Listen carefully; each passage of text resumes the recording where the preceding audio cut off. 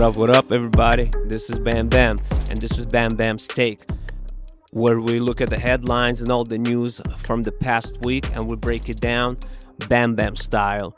This is Bam Bam's Take. I'm your host, Bam Bam, and this is the Rus and Kosh Show. Don't forget to hit that subscribe button, comment, and like, and let's roll.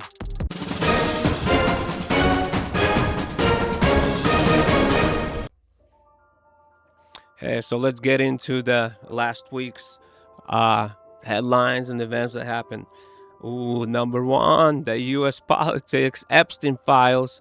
Man, you just can't stop hearing of that dude. Man, finally, President Trump made the controversial pivot regarding the release of the Jeffrey Epstein files, initially suggesting a release and then facing intensity scrutiny. Polling dips, and then he's like, okay, I'll do it. No, I won't. We'll look at that and cover that, see what's going on. Marjorie Taylor, as Trump calls her, Taylor Green, resigns from Congress. Oh man, she was with them right behind his back all the time. But you know, Trump is one kind of a dude. You know, if you do something he don't like and you don't apologize, it's goodbye, Taylor Green. Or Brown, as he calls her, as a joke he posted on Truth Social. Internationally, arrest of Jair Bolsonaro. The former Brazilian president, Jair Bolsonaro, was taken into custody by Brazilian police. Will cover that. Jeff Bezos, guys. Oh yeah, he's returning to startups. He's trying to follow Elon Musk, just like Elon Musk landed that rocket. I think he finally, the rocket landed itself back on the launch pad autonomously. Finally, his Glenn rocket, I believe. And actually, he's starting an AI startup trying to follow Elon Musk. Can't fall too behind. It's called Project Prometheus. We'll cover that. And there's a natural disaster, Southern California flooding. A severe atmospheric river hit Southern California, and major flooding and mudslides occurred in Malibu and other areas nearby. There was a championship on Sunday with two major trophies were awarded at the start of the week. CFL. And also we'll cover a little bit of Chilean presidential elections and COP30 the climate summit and that one girl who was always protesting climate change. This is the Rus and Kosh Show. Bam Bam calling shots like a maestro. This is the Rus and Kosh Show, where the wild and the crazy grow. Turn it up, feel the rhythm flow. Hustle rock, bam bam, let's go, let's go. So this next clip, this is when Donald Trump mentions Epstein, and in 2015, before he even becomes the president, and he was on Bloomberg Politics. Let's see what he says. You raised the question of Jeffrey Epstein in your remarks about in the Q&A. Well, I think he's got a problem. What do you think the problem will be? I don't know, but that island was really a cesspool. There's no question about it. Just ask Prince Andrew. He'll tell you about it. The island was an absolute cesspool. So the Clintons are friends and he's of been yours, there right? for many times. The Clintons are friends. Well, I can't say friends, but I know You're friendly. You know them. They play at my clubs a lot. I have clubs, and everybody likes to play at my clubs. Are you saying there's a political problem for her if she runs for president? It could be a political problem. Look, he could be a political problem. Right now, he's Teflon. And I remember when Dan Bongino and Kash Patel, they were like, hey, you got to release these files. You want to show you got to show transparency to the American people. Here, let's see what Dan Bongino and Kash Patel used to say. This creep, that is unbelievable. Put on your big boy pants and let us know who There's the pedophiles Kash Patel. are. We can't even get basic documents out. This is why America hates Congress. Who has spoken with him? The former podcaster, one of multiple Trump loyalists who had promoted conspiracies about Epstein's prison suicide 6 years ago. So Kash Patel and Dan Bongino, they kept on saying, man, release the files already. Show us who the pedophiles are so we can bring justice, so there is justice. And those two dudes, they were just podcasters, man. Now that they're in charge, it's like they probably seen what's going on behind the scenes, and they're like, oh shit, our government is infiltrated by some crazy ass pedophiles and crazies who control and blackmail and everything else.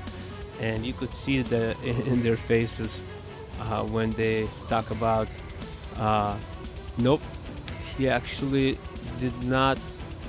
He actually did commit suicide. Kash Patel, with his straight face, he looks like he's about to just go into a cardiac arrest and shit.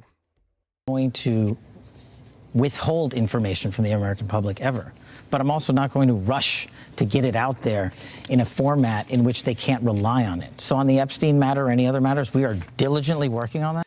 And then Pam Bondi also started gaslighting, saying, hey man, I have the Epstein client list on my desk and I just got to get back and review it. DOJ may be releasing the list of Jeffrey Epstein's clients? Will that really happen? It's sitting on my desk right now to review. That's been a directive by President. And then Thomas Massey is saying that, hey, if you don't vote for the release of Epstein files, you're going to be considered that you are supporting or protecting a pedophile. And then Marjorie Taylor Greene, she's like, hey, those files got to be released. So all this turmoil, all this craziness is happening. To protect pedophiles, if you don't vote to release these files, the record of this vote will last longer than Donald Trump's presidency. Trump this weekend attacking his former traitor after she supported releasing the files. I believe the country deserves transparency in these files, and I don't believe that rich, powerful people should be protected if they have done anything wrong. Trump was like, yeah, I would release the files. And then, bam. A little bit later, few days, weeks pass by. Actually, I don't understand why people are so interested in this guy. This guy's been dead for so long. He's trying to put out the fire by pouring more gasoline onto the fire. Yo, bro. Mr. Presidente, if you stop talking about it and not caring about it. But I respected that. And I did say, I must tell you, I said that probably wish I did release the whole thing because I have no idea what's in there. But since then they found, and we found, 2,000 more documents. Are you still talking about Jeffrey Epstein? This guy's been talked about for years. You're asking... We have Texas, we have this, we have all of the things. Trump and are people still talking about this guy? People are still talking about Epstein files. That is unbelievable. And then somebody asks about Epstein files when he's on the plane, and he's all like, "Quiet, piggy." Eliminating in the files, Quiet, piggy. So Trump is like, in the beginning, yeah, I think I would release the files. I don't see why not. And you know, the case is not small. This case, why everybody's so rivaled, so just pumped up about Epstein, is because this is the case that can actually show what our government elites are really doing, who is in power and who actually controls all that power. Is there just certain entities or corporations which are governed by either certain people that can pull the strings in our government and sway it towards one end or the other?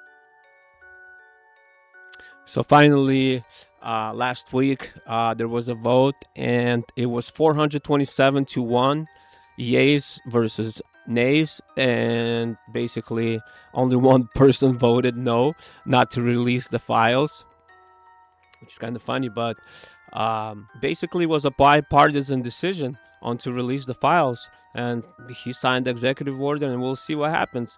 And I got a quick question for any one of you. Do you guys think that with this release we'll find out any new information? Comment below, let me know. If you said yes, I got a bridge down in London I'd like to sell you. Man, I'm gonna sell it to you for cheap, bro. Just $100,000. That's it.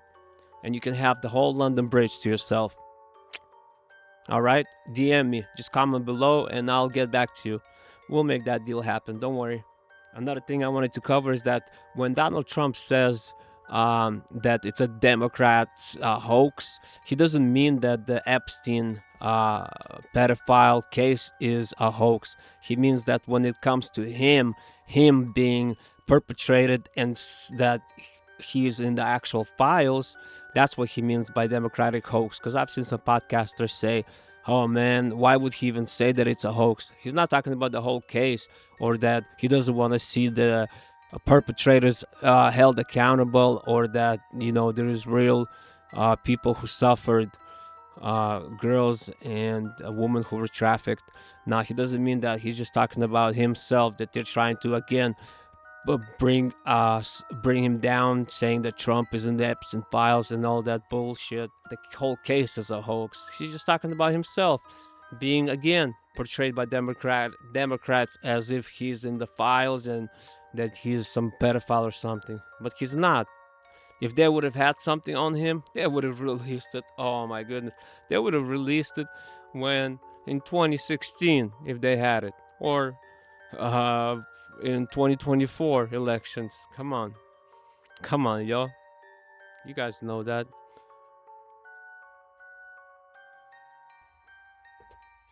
So that's the Epstein saga, which was covered by so many podcasters and so many news channels. It's crazy how big this story is, but hopefully we'll put it to rest with this executive order and the release. The next news event is that the representative Marjorie Taylor Green, or Trader Green like Trump calls her, who's a Republican for the state of Georgia, announced her resignation from Congress following a bitter public feud with Trump, transition team, and leadership disputes, because she kept on saying, hey, release the files, the Epstein files, and after she supported releasing the files. I believe the country deserves transparency in these files, and I don't believe that rich, powerful people should be protected if they... And Trump did, as Trump always does. Man, that dude is like, yeah, Trader Green. He's like, whatever. Nobody's even thinking about you, actually. You can do whatever you want. You know? If you do something, fall by the short side, sorry, you're out. Because he's the alpha of alphas. You know, if you can't keep up, get out. And last week, Mamdani actually went and met President Trump. Let's take a look at this one. Oh man, this is just... He's standing next to Trump like he's a little schoolboy that came home, and he's like trying to stay straight. I remember when I was back in 4th grade trying to stand. When my father came back home, like all my brothers and I, we were just standing straight.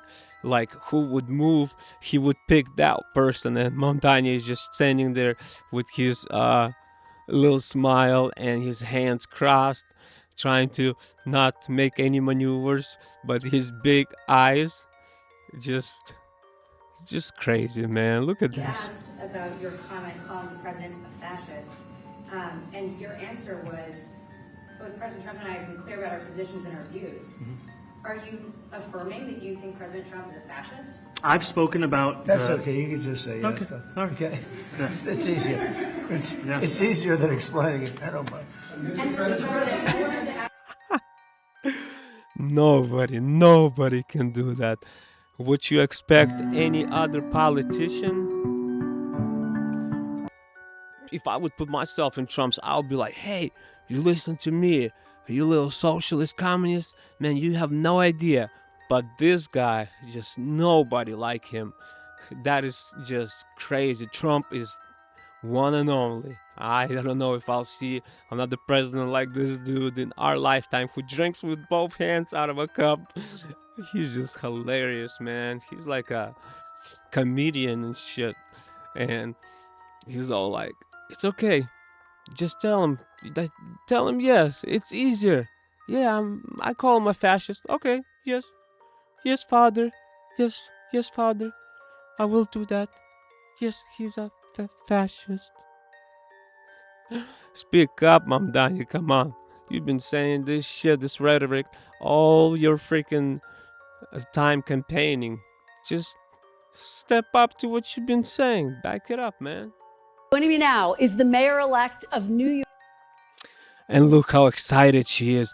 Oh my goodness. The mayor-elect after he met with Donald Trump. Tell me more. Tell me more. What's going on? New York City, Zoran Mamdani, Mr. Mayor-elect, welcome back to Meet the Press and congratulations. Thank you so much. It's a pleasure to be back. Well, it is wonderful to have you here in person, fresh off of your first meeting with President Donald Trump. He praised you. He even said you could do a great job as mayor despite months of a bitter back and forth. Were you surprised by the warm welcome that you got? You know, I was looking forward to having the meeting with the president to speak about the needs of the 8.5 million people who call the same city we love home, and to speak, frankly, about the affordability crisis that is pushing so many of them out of those 5 boroughs. And I found in the meeting that I had with the president a productive one, and a meeting that came back again and again to the central themes of the campaign that we ran: the cost of housing, the cost of childcare, the cost of groceries, the cost of utilities.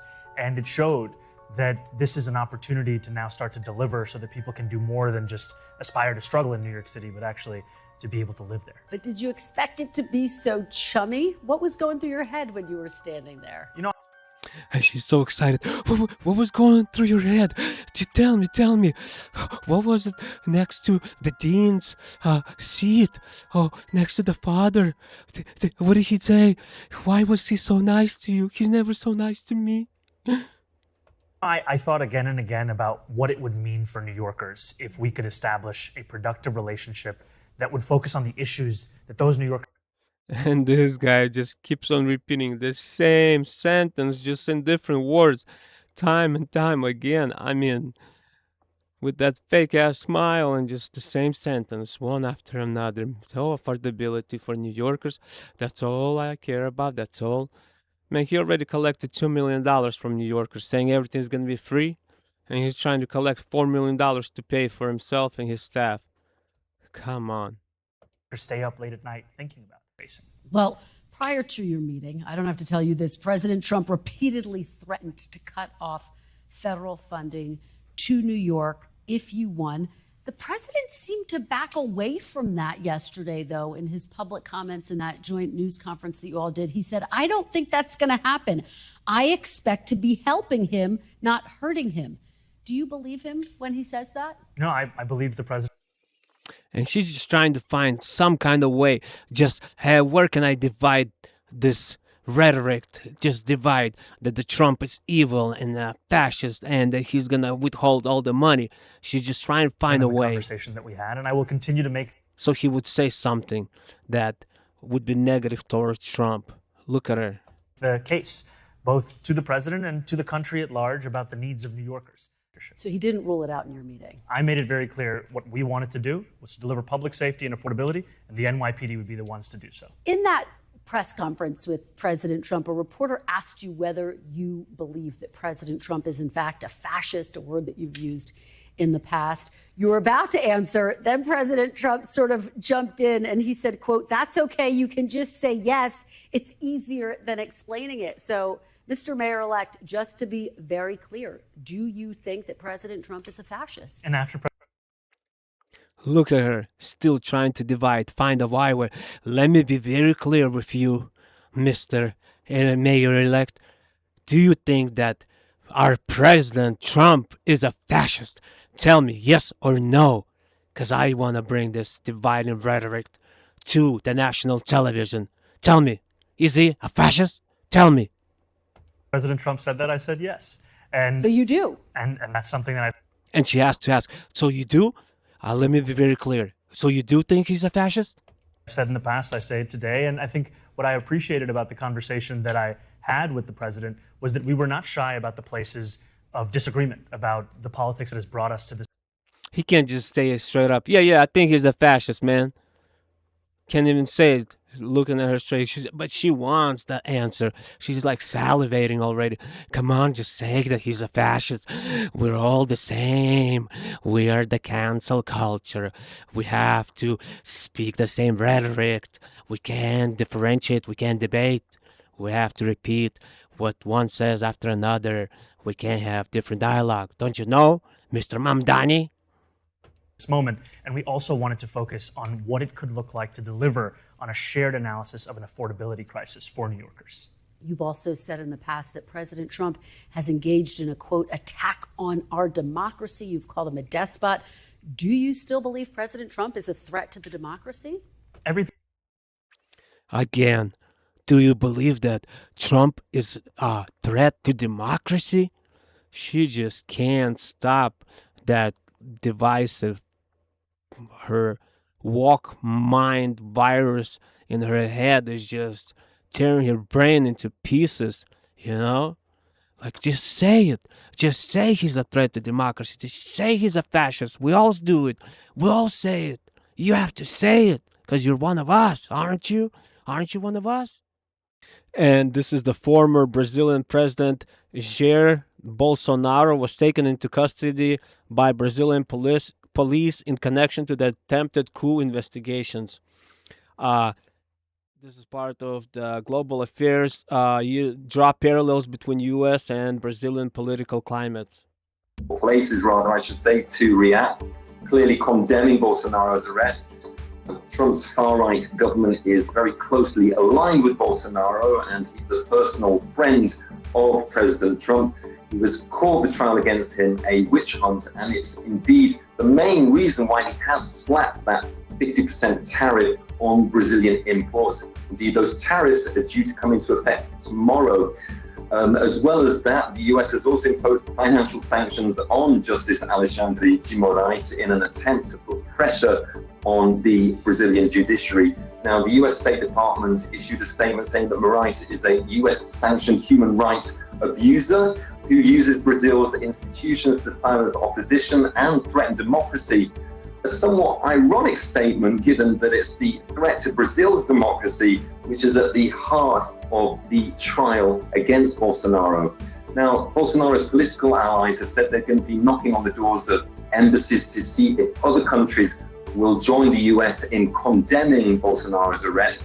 But according to research here in Brazil, published just a few hours before he was arrested.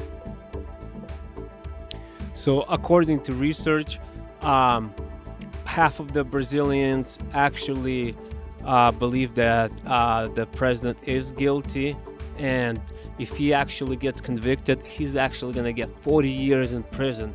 And about 36% say that that it's good that Trump intervened and that he's trying to get into the Brazilian nation because it's a threat to democracy, supposedly.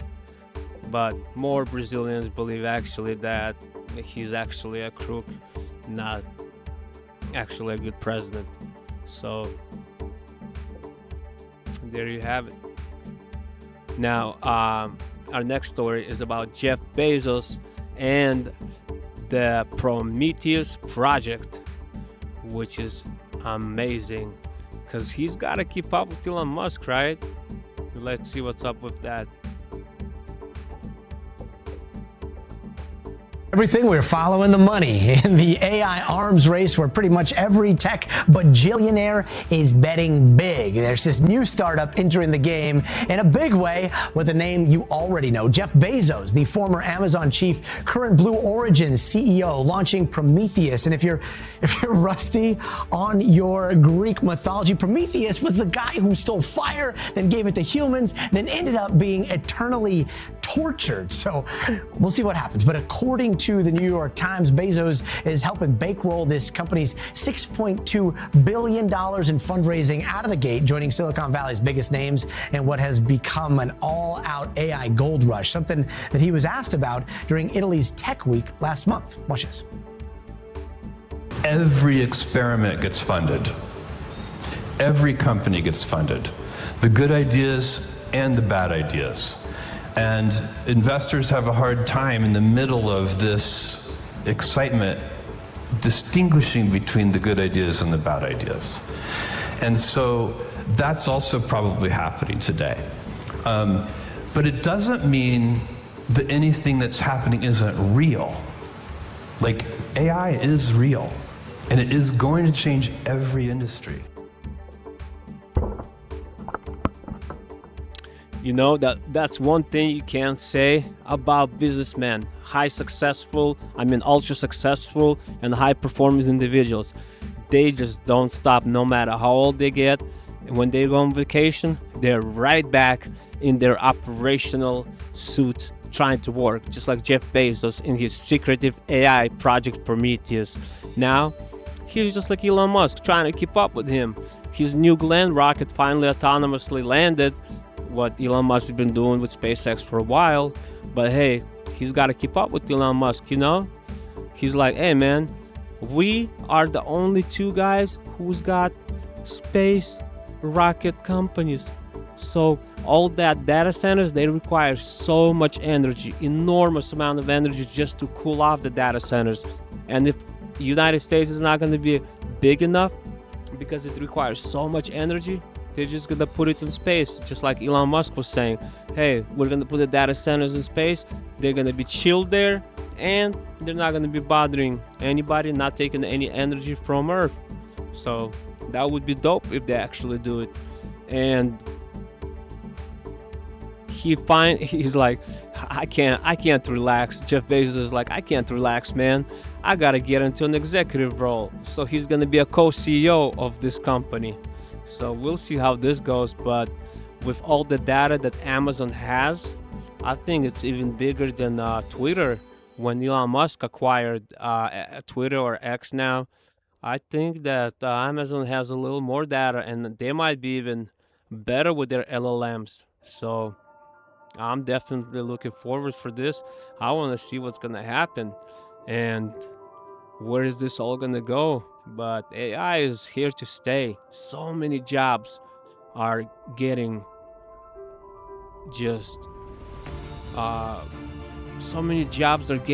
laid off due to AI. I'm going to be doing an episode on AI and how it's taken over so many jobs. It's insane, the number of jobs that it's taken over.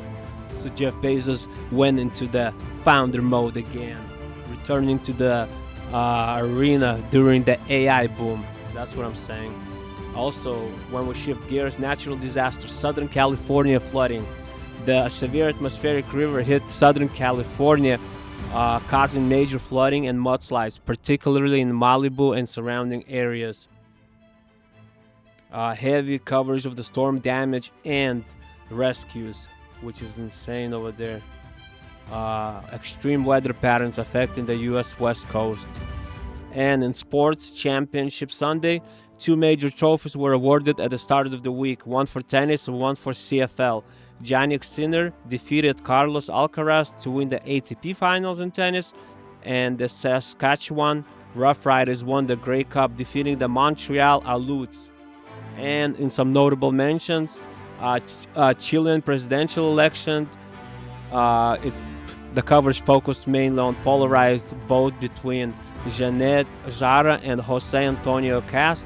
And COP30 Climate Summit, the UN Climate Summit, concluded in Brazil with mixed reactions regarding fossil fuel phase-outs, a topic heavily critiqued by environmental podcasts.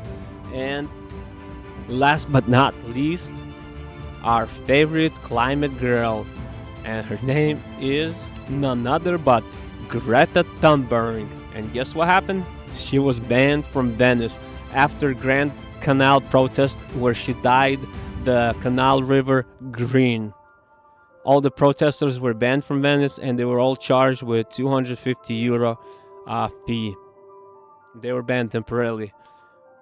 And here is the story. Check it out. Of protest by climate activists, including the renowned Greta Thunberg. But here's where it gets controversial. Was this a necessary wake-up call, or a step too far? Let's dive into the details. In a dramatic display of environmental activism, Greta Thunberg, the 22-year-old climate advocate, joined forces with Extinction Rebellion over the weekend. Together, they dyed the Grand Canal a vivid green using a non-toxic tracer commonly used in environmental studies. The Telegraph reported that this act was part of a larger protest to draw attention to the devastating impacts of climate change. Greta Thunberg, listen, if you actually want to change the world and you actually want to do something about climate change, make money. In this world, you can change anything you want with money. No other way. Go make some billions, and then you can implement any climate policy you want. You can reduce all the carbon dioxide you want. All you got to do is make that money. Paper, paper, money, money. After you make the money, nothing is unachievable. With that money, you can do whatever you want. Change all the climate you want. All the pollution you want. Stop all the wars you want. Well, I guess you got nothing else to protest. Come on, just grow up already. I know Trump brought peace to the Middle East, and you got no more pro-Palestine things to run around and scream about, but you're already an adult. Come on, you're not a kid anymore talking in public. When you were young, yeah, it was adorable and really, commendable, but now that you're an adult, you just look like an idiot. Make some money and then do real change instead of dyeing canal rivers green color. Come on, yo. Well, folks, thank you for tuning in to the Rustin Ka Show. I'm your host, Bam Bam, and this has been the last week's take.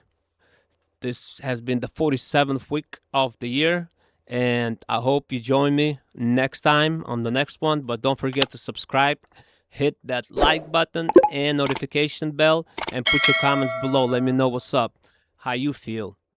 Thank you again, and I thank you for your time. You could have been anywhere, clicked on any other video, but you stayed here, and I truly appreciate that and show my gratitude. Thank you very much. Goodbye, goodbye. Peace. Catch the wave, let your dreams ignite. In the world of business, reach new heights. Join the journey, hear the words unfold. Bam Bam's vision, turning stories to gold.